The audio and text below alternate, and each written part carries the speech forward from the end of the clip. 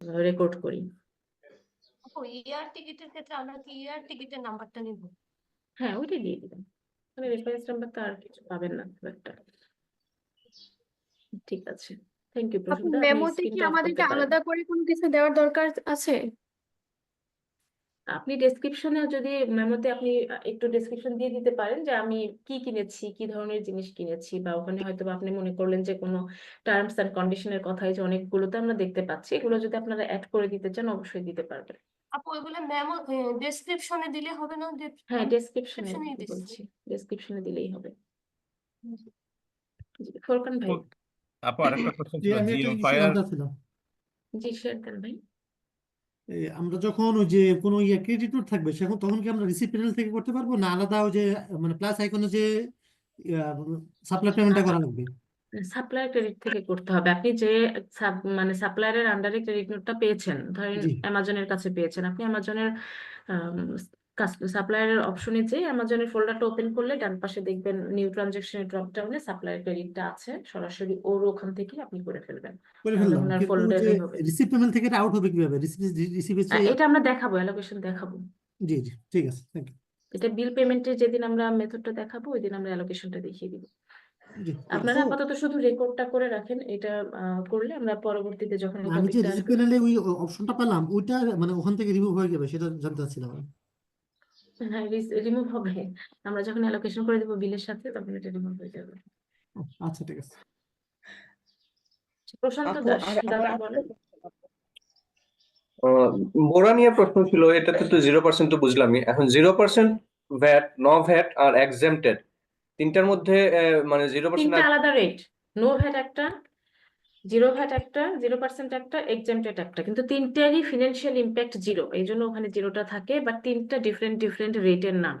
আপনি যদি মানে ইয়েতে যান ওইটা, কারণ এক্সেম্পটেড যেটা সেটা তো ভ্যাট এক্সেম্পটেড, ওইটা আপনার আলাদা একটা টার্মসই আছে ওদের, তাই না? নো ভ্যাট যেটা, যেটা নন ভ্যাটেবল আইটেম গুলো, আর যেটা 0% সেটা এক্সিস্টিং একটা ভিএটু রেট, কিন্তু 0%। এইটাই মানে আমরা যেটা 20% ধরছি সেটা 20 না হয় 0% ধরছি, সেটা দেখবেন জেট দিয়ে জিরো থাকবে। আর নো ভ্যাট যেটা, সেটা তো নো ভ্যাটই লেখা থাকবে। আর যেটা এক্সাম সেটা এক্সামটাই লেখা থাকবে, বাট ফিনান্সিয়াল ইফেক্ট সবগুলোতেই 0% লেখা থাকবে। কোনোটাতে যদি লেখা না থাকে তাহলে কি আমি 0% ধরবো না নো ভ্যাট দেবো? কারণ দুইটাতেই তো আমার 0%-এর ইয়েটা আসবে। তখন নো বেট। আর এখানে যে ভ্যাট জিএমএস, লিস্টেড, আর নো ভ্যাট যেটা সেটা ভ্যাট লিস্টে আসবেই না, কারণ ওটা নন ভ্যাটেবল আইটেম, ওটা ভ্যাটের আইটেমই না আমার। সেই ক্ষেত্রে ওটা আমার ভ্যাট মানে লিস্টেই আসবে না, যখন আমি ওটার ভ্যাটের উপরে রিপোর্ট ব্যাট রান করব, অ্যাপ্লিকেবল না। অ্যাপ্লিকেবল না। আর যেটা 0% সেটা কিন্তু ভ্যাট অ্যাপ্লিকেবল, বাট পার্সেন্টেজটা হয়তো জিরো, ওটা ভ্যাটি লিস্টে আসবে। আমরা যখন ভ্যাটি প্রিপেয়ার করব তখন ওটা লিস্টে থাকবে। আচ্ছা, আর এই যে জিএমএস ফায়ার প্রোটেকশন, তাদের কাছ থেকে আমরা এক্সটিংগুইশার সার্ভিস নিচ্ছি, তো এখানে ভ্যাটের কোনো কিছু লিখাই নাই। তো এটা যদি আমি কিছু না থাকলে আমরা নো ভ্যাটে দিয়ে দিব। নো ভ্যাটটা হবে, আমি এটা ইউটিলিটিজে ইয়ে করছি, এখন নো ভ্যাট দিয়ে ইয়ে করে দিব, তাই তো? হ্যাঁ, যেগুলোতে আমাদের ডকুমেন্টে ভিএটির কোনো কথা উল্লেখ নাই সেটা আমরা নো ভ্যাট দিব। আর 0% যদি থাকতো আমরা 0%-এই দিতাম। আবার কিছু কিছু আছে যেগুলো আমরা জানি, যেগুলোতে ডকুমেন্ট আপনার যেগুলো আমরা ব্যাংক ট্রানজাকশনে পাবো, এটা না হয় আমার কাছে ডকুমেন্ট আছে, আমরা হয়তো বা ডকুমেন্ট দেখে দিতে পারছি, তাই না? আর যেগুলো অনেক ট্রানজাকশনের এক্সপেন্স আছে, আমার ব্যাংক থেকে গিয়েছি কিন্তু ডকুমেন্ট নাই আমার কাছে, তো সেইগুলোকে আমরা কিভাবে কোনোটাতে করবো? যদি ভ্যাট লেখা থাকে যে ভ্যাট আছে কিন্তু জিরো দেয়া আছে, ওইটাতে আমরা জিরো ওটা ভ্যাট, 0%। হ্যাঁ, ওটা 0% হবে। কোনোটাতে না থাকলে ওইটাতে নো ভ্যাট লিখে নো দিই। ভ্যাট দিয়ে দিবেন, জি। আর আরেকটা হচ্ছে অ্যামাজনের থেকে আমি যে জিনিসগুলো কিনলাম সেটা তো আমাকে কোনো একটা সাপ্লায়ার আপনার প্রোভাইড করতেছে, তাহলে আমি কি সাপ্লায়ার হিসেবে ওই সাপ্লায়ারের নাম দিব নাকি না, অ্যামাজন হিসেবে? অ্যামাজনকে দিয়ে দিবেন, কারণ আমাদের কাছে সব ডকুমেন্ট গুলো আসে অ্যামাজনের হয়ে, তো আমরা অ্যামাজনটাকে এখানে সাপ্লাই হিসেবে, কারণ ওখান থেকে আমরা পারচেজ করেছি, আমরা অ্যামাজনের নামটাই দিয়ে দিই। জি, বুঝতে পারছি, থ্যাংক ইউ। আপু জিএমফাই এটা নিয়ে আরেকটা কোশ্চেন ছিল, সেটা হচ্ছে মানে প্রথম কোশ্চেনটা হচ্ছে এটা নো ভ্যাট এবং এক্সাম্পট ভ্যাট, এই দুইটার মাঝখানে ডিফারেন্সটা কি? 0% ভ্যাট সেটা বুঝলাম, কিন্তু নো ভ্যাট এক্সাম্পট ভ্যাট আমি যেটুকু বুঝতে পারছি সেটা হচ্ছে out of the scope of VAT. হুম, তাহলে নো দুইটাতেই ভ্যাটটা কি? নো ভ্যাটটাও এক্স্যাক্টলি ওই রকমই বলতে পারেন, কিন্তু এক্সামটা বেসিক্যালি হয় হচ্ছে কিছু ধরেন ইন্স্যুরেন্স আছে, গভর্নমেন্টের যে পোস্ট অফিস আছে, এই টাইপের যে প্রতিষ্ঠানগুলো, যেগুলো নন প্রফিট বা এই টাইপের যে প্রতিষ্ঠানগুলো, এগুলো হচ্ছে ভ্যাট এক্সাম্পটের আওতায় পড়ে। জি আর যেগুলো ধরেন ডেপ্রিসিয়েশন আছে, স্যালারি আছে, এগুলোর উপরে কখনো ভ্যাট অ্যাপ্লিকেবলই হবে না। আর কিছু কিছু এক্সপেন্স আছে যে আমাদের ওইগুলো ভ্যাট অ্যাপ্লিকেবল হইতো, বাট কিন্তু সরকারি প্রতিষ্ঠানের কারণে বা বিভিন্ন কন্ডিশনের কারণে তাদের উপরে আমরা ভ্যাট ধরতে পারবো না, তারা ভ্যাট এক্সেম্পটেড। এটা হচ্ছে ওদের রুলস অনুযায়ী ভ্যাট এক্সেম্পটেড। আর কি ধরেন স্যালারির উপরে আমার কোনো ভ্যাট নাই, এটা হলো নো ভ্যাটে যাবে, মানে এটা ভ্যাটেবল আইটেমই না আমার। আচ্ছা, জিএম ফায়ারের আরেকটা প্রবলেম হচ্ছে জিএম ফায়ারও কোনো কিছু মেনশন করা নাই যে এটা ভ্যাট হবে কি হবে না। তাহলে ঠিক আছে, আমরা নো ভ্যাট ধরে দিলাম। হুম কিন্তু জিএম ফায়ারের এটা আমরা ক্যাটাগরাইজ কিভাবে করব? এটা যদি ফায়ার এক্সটিংগুইশার, আমি একটু চেক করে দেখলাম যে আপনি যদি বিজনেসের ক্ষেত্রে যদি ফায়ার এক্সটিংগুইশার অথবা ফায়ার সেফটি হিসেবে কোনো কিছু কিনেন, সেক্ষেত্রে স্ট্যান্ডার্ড রেটে 20% চার্জ হবে। আবার যদি আপনি পার্সোনালি রেসিডেন্সের জন্য, বাসার জন্য যদি ফায়ার এক্সটিংগুইশারের কোনো সার্ভিস নেন, সেক্ষেত্রে 0% ভ্যাট আসবে। কোনো কোনো কোনো ভ্যাট, হ্যাঁ, এটা ভালো কোশ্চেন করেছেন। এইগুলো নিয়ে আপনাদের কোনো কনফিউশন থাকলে অবশ্যই এখন উনি এই এস্টিমেশনটা কিসের জন্য কিনেছে এটা একমাত্র ক্লায়েন্ট আপনার বলতে পারবে, তাই না? জি এই ক্ষেত্রে না হয় আমরা বলে দিচ্ছি, কারণ আমরা জানতাম বা জানি দেখে। কিন্তু আপনি যখন কাজ করবেন তখন তো অবভিয়াসলি আপনার জন্য পুরো কাজটাই আননোন। তো এই ধরনের কোনো কনফিউশন আপনাদের যখন ক্রিয়েট হবে, আপনারা আপনাদের ক্লায়েন্টের কাছ থেকে আগে ক্লিয়ার হয়ে নেবেন যে তুমি এটা কি পারপাজে কিনেছো।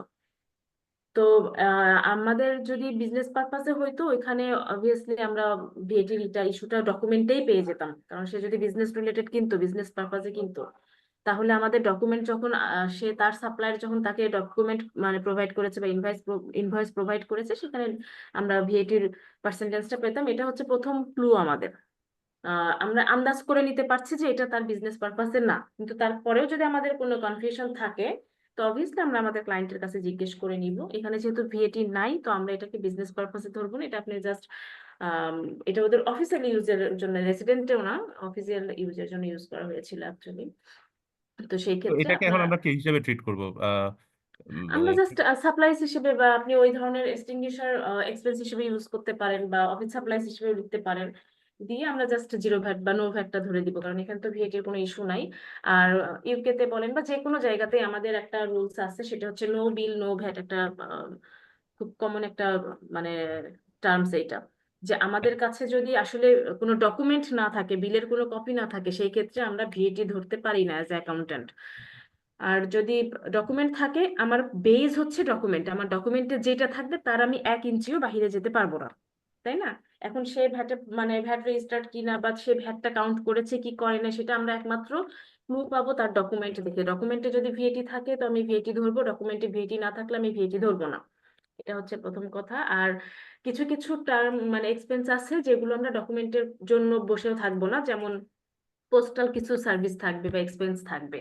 সেটা আমরা একটু আগে যে এক্সাম্পট নিয়ে আপনারা কথা বললেন, তখন আমি বললাম যে পোস্ট অফিস ইন্স্যুরেন্স এগুলো হচ্ছে এক্সাম্পট রেটেড এর মধ্যে পড়ে। এটা ওদের গভর্নমেন্ট মানে একটা রুলস এর বলেন বা ভ্যাট রুলস এর মধ্যে আছে, যেটা বেসিক ভিএটি রেটের যে আপনাদের একটা পিডিএফ দেওয়া হয়েছে, সেখানে ছোট করে লেখা আছে আর কি। তারপরে এটা কিন্তু একদমই বেসিকটা আমরা আপনাদের দিয়েছি।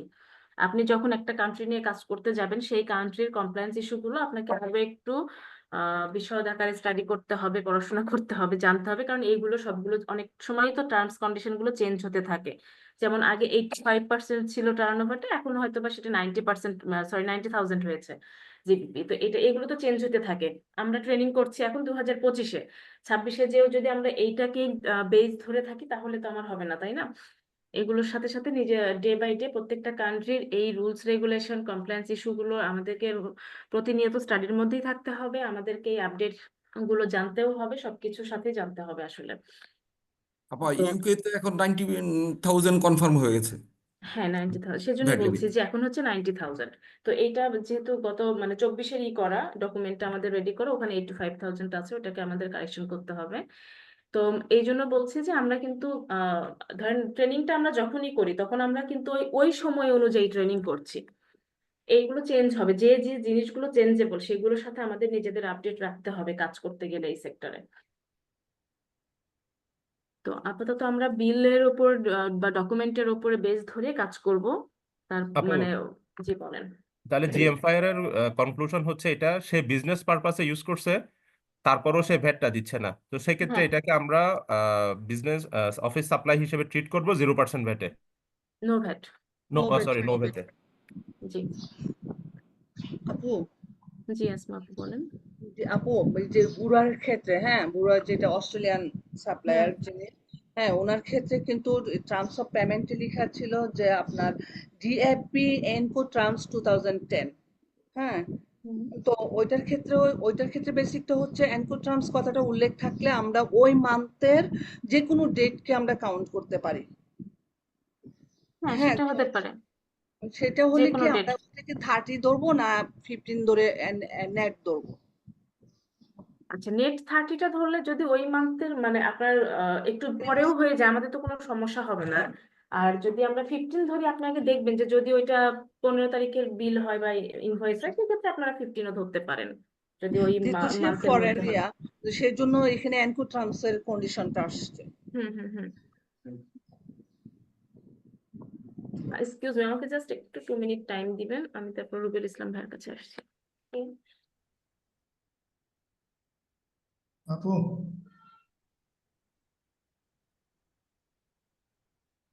আপু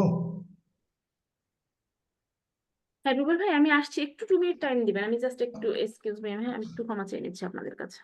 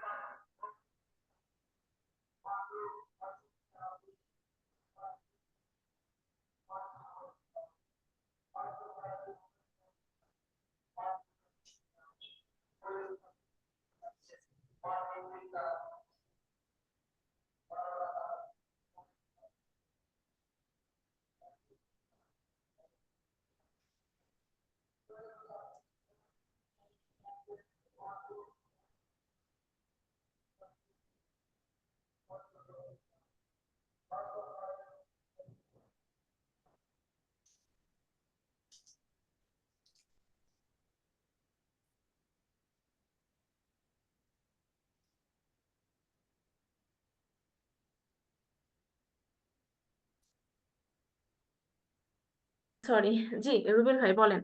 আপু আমি ইনভয়েস সেভ করেছি কয়েকটা, কিন্তু এখানে তো অনেক আহ, এই যে এগুলো দেখাচ্ছে 00, আর যেগুলো সেভ করেছি সেগুলো দেখাচ্ছে, কিন্তু আপু এগুলো দেখালে কি কোনো সমস্যা হবে? এই যে অনেকগুলো দেখাচ্ছে আরো। আপনার এগুলো কাস্টম অ্যাকাউন্ট মেইনটেনেন্স ফি, এগুলো রিসিপ্টে এসছে কেন? না, জিরো আছে ওইগুলোতে সমস্যা হবে না, সেটা সমস্যা নাই, ওইটা আগের ইয়ের ছিল। যে না এটা আগে আগের তো গুলা মনে হয় আমি এটা তো মনে হচ্ছে আগের, এটাই হ্যাঁ হবে। না না, এগুলো ইটস ওকে, আগের এটা সমস্যা নেই, সাপ্লায়ার। এগুলো আপনার অ্যামাউন্ট না থাকলে কোনো ইফেক্ট করবে না, প্রবলেম নাই। ও, আচ্ছা আপু আরেকটা প্রবলেম ছিল, সেটা হচ্ছে যে এই যে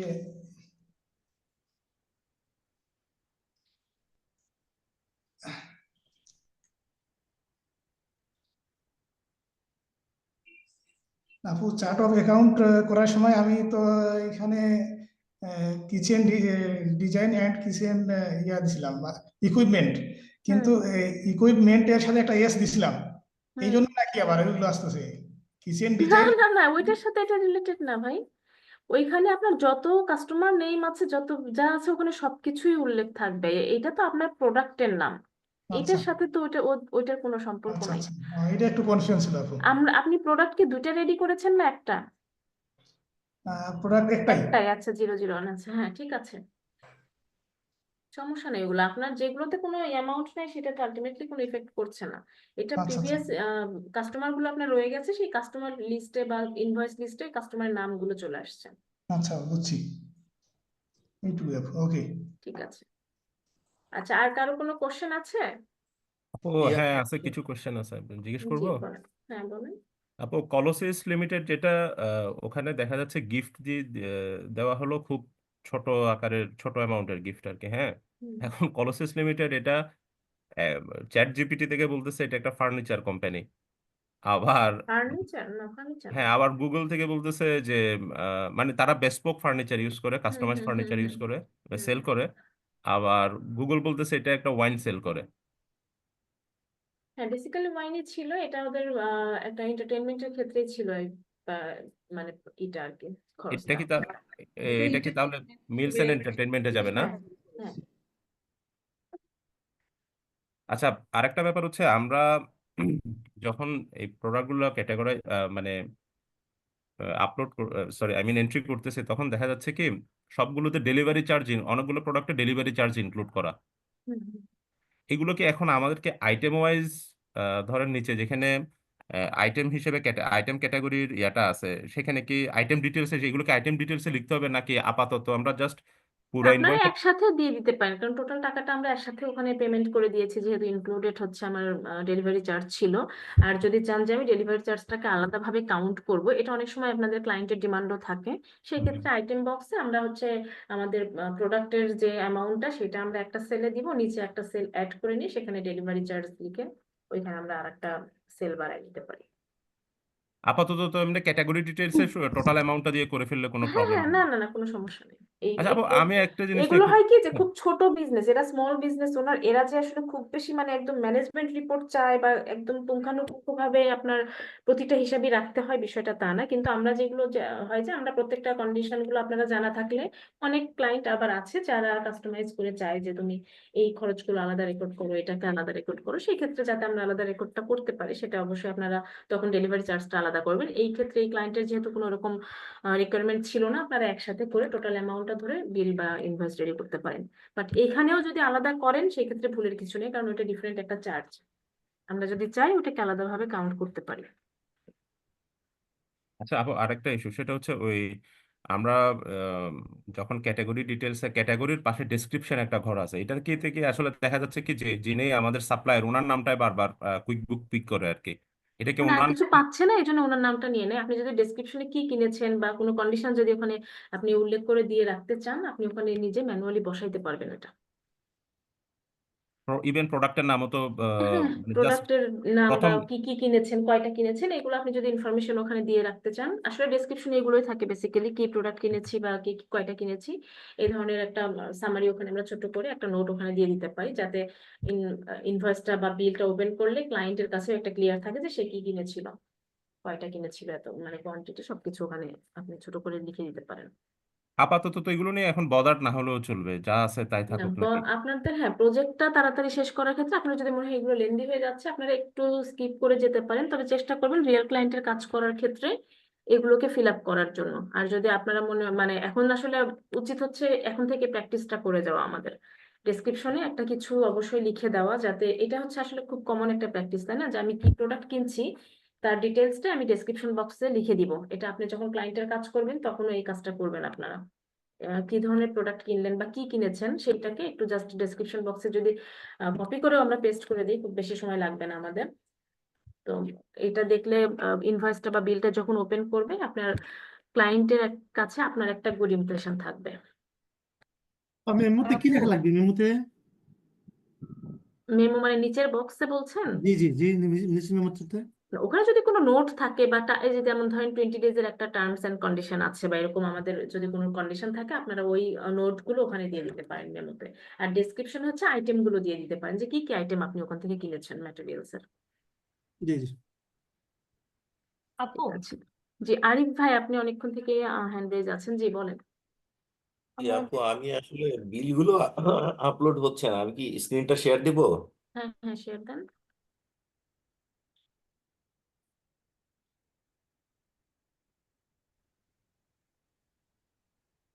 আপু আমি হচ্ছে গিফট নামে একটা চার্ট অফ অ্যাকাউন্ট করেছি, আবার সিকিউরিটি নামে অফিস এক্সপেন্সের সাথে আন্ডারে একটু চার্ট অফ কাইন্ডলি হ্যান্ড অ্যাকাউন্ট রেজ করেছি। রাখবেন।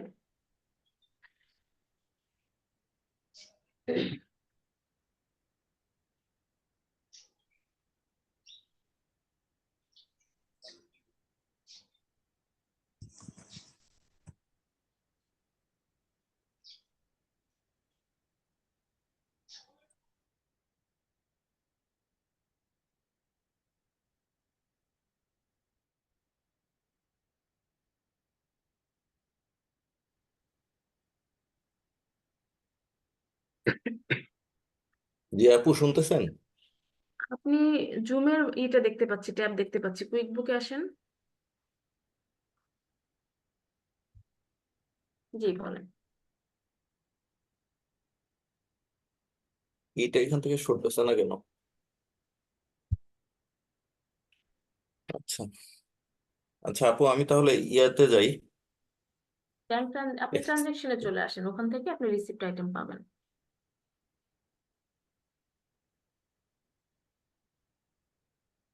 ব্যাংক ট্রানজেকশনে ক্লিক করলে হবে, ওই যে উপরে দেখেন অ্যাডভান্স অ্যাকাউন্টিং এর পরে উপরে ট্রানজেকশনস আছে।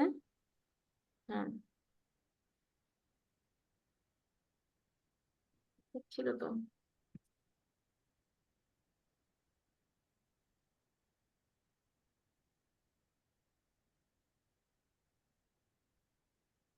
ক্লিক তো করতেছি, ব্যাংক ট্রানজাকশনে নিচ্ছে একটা না। রিফ্রেশ দেন, হয়তো ওই কোনো কারণে আপনার নেটের ইস্যুজ এর কারণে কোনো প্রবলেম করছে, স্ক্রিনটা হ্যাং হয়ে আছে। চলে আসছে।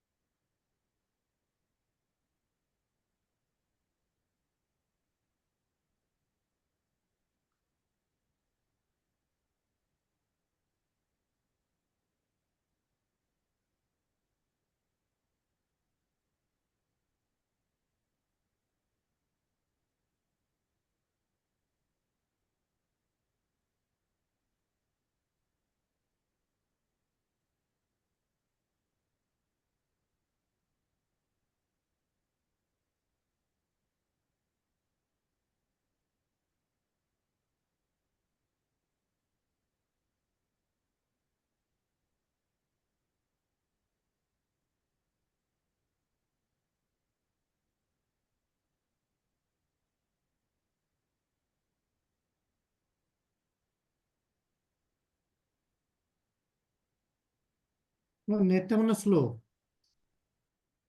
স্লো কাজ করছে অনেক। নেট মনে হচ্ছে তাই স্লো কাজ করতেছে না। আপু এই ফাঁকে আরেকটা কোয়েশ্চেন জিজ্ঞেস করে নিই, ওনার নেট আসতে আসতে। বলেন।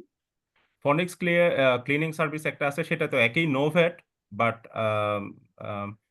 তাহলে নো ভ্যাট কিন্তু ধরেন আমি যেটা সার্চ করে দেখলাম যে যদি বিজনেসের ক্ষেত্রে ইউজ হয় সেক্ষেত্রে কিন্তু 20% ভ্যাট চার্জ হয়।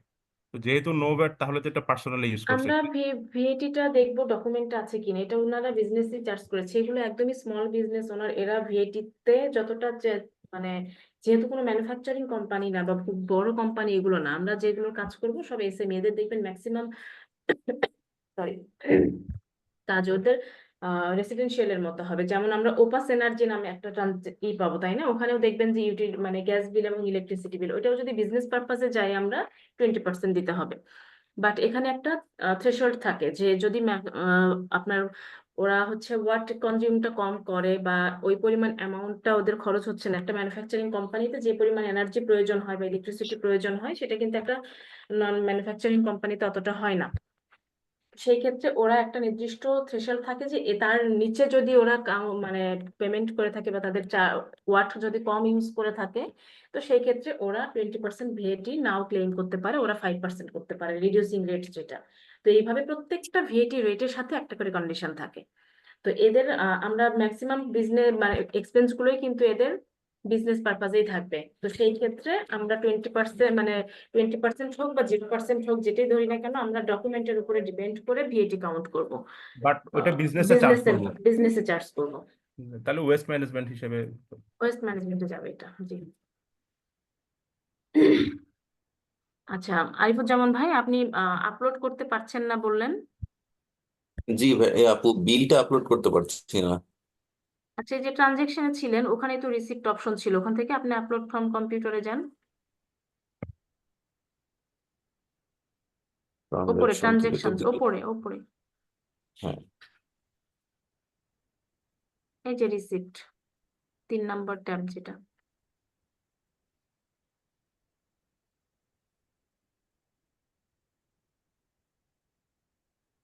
এই যে আপলোড ফ্রম কম্পিউটার, এখানে যে আপনি আপনার যে ফোল্ডার থেকে যে কোনো একটা করে সাপ্লায়ারের ফোল্ডার ওপেন করবেন, তার মধ্যে যে কয়টা বিল থাকবে 5টা 6টা যা থাকে একবারে দিয়ে আপলোড করে দিবেন।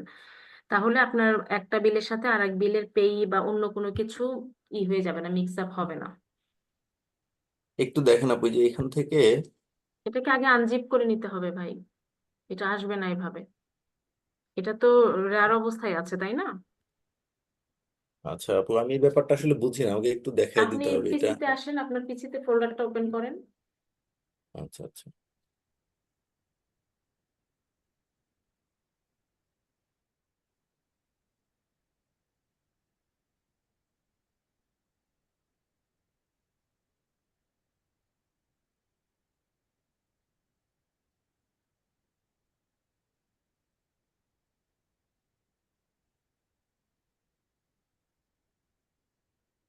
সেটা রাইট বাটনে ক্লিক করেন আপনি। এই যে আপনার তো আছে, ওপেন বিলও তো আছে, এই যে নিচে সাপ্লায়ার বিল দেখতে পাচ্ছি, একদম নিচে যেটা দেখেন, এইটা থেকে যখন এটা আনজিপ করেছেন সেটা অলরেডি করা আছে, নিচে আসেন, এটা কেটে দেন, এটাও কেটে দেন। এখান হ্যাঁ, থেকে এখানেও আছে, এটা যে এখানেও আপনার ফোল্ডারটা ওপেন অলরেডি হয়ে আছে।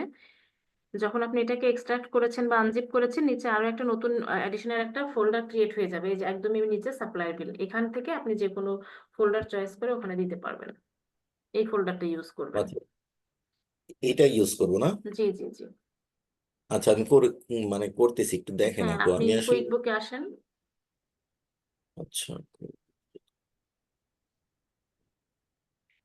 এটা কেটে দেন, এই যে আপলোড ফর্ম এখানে ক্রসটা দিয়ে কেটে দেন। এবার নতুন করে যান, একটু নিচের দিকে আসেন, এটা সাপ্লাই না বিলটা আপু? ডাবল ক্লিক করেন, হ্যাঁ এটার ভিতরে ওপেন করে যে কোনো একটা ফোল্ডার আপনি আরো ক্লিক করেন, ভিতরে আছে, ধরেন অ্যাডভার্টাইজ অ্যাডভার্টাইজটা এটা আপনি দিতে চাচ্ছেন, এটা ক্লিক করেন, ডাবল ক্লিক করেন, এখন সবগুলো বিল সিলেক্ট করেন, কন্ট্রোল এ দেন, সিলেক্ট হয়ে যাবে, এভাবে দিলে একটা একটা করে হবে। কন্ট্রোল এ অথবা না? মাউসটাও আপনি ড্র্যাগ করে সবগুলো সিলেক্ট করে দিতে পারেন। হ্যাঁ, এখন এই যে ওপেন, নিচে দেখেন ওপেন, এখন দেখেন সবগুলো বিল এখানে আপলোড হয়ে গেছে তাই না? এখন নিচের দিকে আসলে একটা একটা করে বিল প্রসেসিং হয়ে রিভিউ এর জন্য আপনাকে শো করবে, একটু নিচের দিকে আসেন, এগুলো জাস্ট আপলোড ডান, এখন নিচে এসে প্রসেসিং হচ্ছে, তার নিচে এসে আপনার এখানে বিলগুলো শো করবে রিভিউ এর জন্য। আরো নিচে আসেন, এই যে এখানে দেখেন, এখানে বিলগুলো চলে আসছে নিচে সবগুলো। তো এইগুলো বিল আমরা সরাসরি বিল হিসেবে রেকর্ড করার আগে আমাদেরকে রিভিউ করতে হবে, যে কুইকবুকের যে আমরা আপলোডটা করলাম বিলটা, সেইটা অনুযায়ী অনেক সময় কুইকবুক আপনার সব ইনফরমেশন সঠিকভাবে নিতে পারবে, আবার অনেক সময় নিতে পারবে না। তো সেই ক্ষেত্রে যখন নিতে না পারবে আমাদেরকে ম্যানুয়ালি ওটা সেট করে দিতে হবে। তো রিভিউ বাটনটা ক্লিক করবেন, আর এখানে রিভিউ না থাকলে যে ড্রপ ডাউন থেকে রিভিউ পাবেন, দেখেন এই যে ওপরে হচ্ছে রিভিউ সরাসরি আছে তাই না? আবার 2 নাম্বার বিলটার ক্ষেত্রে আছে ক্রিয়েট বিল। তো সেই ক্ষেত্রে আমরা সরাসরি ক্রিয়েট বিলে ক্লিক করব না, করলে ওইটা যে ইনফরমেশনটা কুইকবুক নিয়েছে সেভাবেই একটা বিল ক্রিয়েট হয়ে যাবে। তো আমরা এই যে নিচে আচ্ছা ড্রপ ডাউনটা এরোর মতো সাইন আছে, ওখানে ক্লিক করে রিভিউ করব আগে, তারপরে যে আমরা সেটাকে বিল হিসেবে ক্রিয়েট করব। আচ্ছা আচ্ছা আর ওপরেরটা তো সরাসরি রিভিউ অপশন এখানে দেখাই যাচ্ছে, আমরা রিভিউ এর উপরে যদি ক্লিক করি তাহলে রিভিউ করতে পারবো। আপনি রিভিউ করেন একটা বিল।